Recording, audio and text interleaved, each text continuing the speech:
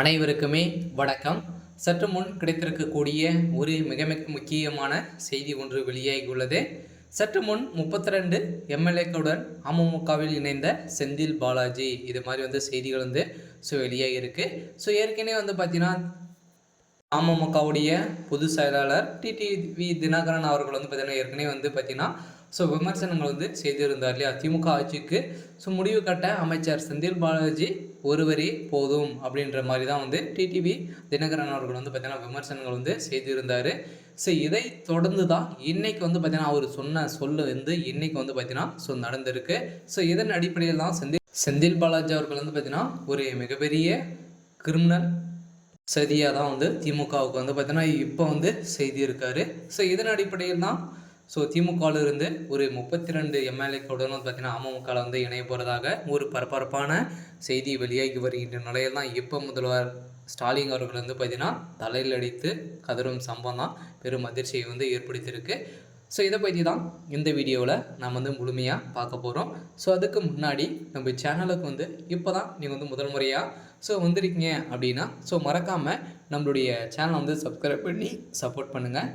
வாங்க வீடியோக்குள்ளே போகலாம். பார்த்தீங்கன்னா இப்போ பார்த்தீங்கன்னா ஏற்கனவே செந்தில் பாலாஜி அவர்கள் பார்த்தீங்கன்னா திமுகவில் இணைந்து ஒரு 10 வருட காலங்கள் ஆகுது இல்லையா. அவர் பார்த்தீங்கன்னா வந்த உடனே செந்தில் பாலாஜி அவர்கள் பார்த்தீங்கன்னா அமைச்சர் பதவி எடுத்து கொடுத்த முதல்வர் ஸ்டாலின் அவர்களுக்கு பார்த்தீங்கன்னா ஒரு மிகப்பெரிய பாராட்டாக தான் நினைத்து செந்தில் பாலாஜி அவர்கள் பார்த்தீங்கன்னா ஒரு முக்கிய புள்ளியாக தான் அதிமுகவிலே இருந்தார்.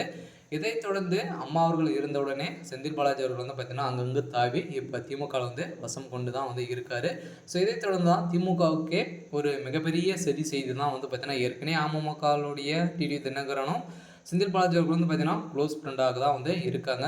ஏற்கனவே டிடி தினகரன் அவருடைய பகுதியில் பார்த்தீங்கன்னா ஜெயிக்கக்கூடிய அனைத்து வேலைகளும் செந்தில் பாலாஜி அவர்கள் தான் செஞ்சுருக்காரு.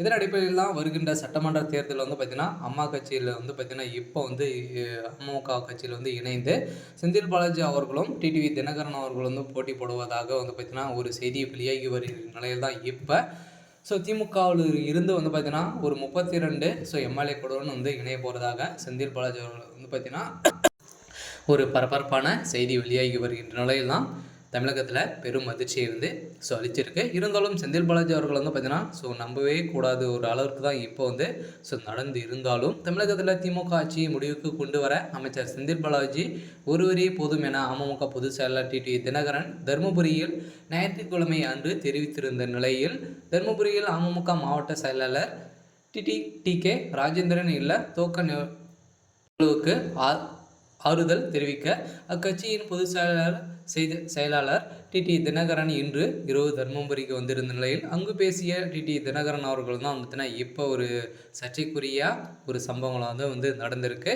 இதன் அடிப்படையில் தான் செந்தில் பாலாஜி அவர்களுக்கும் டிடி தினகரன் அவர்களுக்கும் பார்த்திங்கன்னா ரகசிய சந்திப்புகள் இருந்து வருவதாக செய்தி வெளியாகி வருகின்ற நிலையில் தான் வருகின்ற சட்டமன்ற தேர்தலுக்குள்ளே ஒரு மிகப்பெரிய சம்பவங்கள் நடக்க போகுது.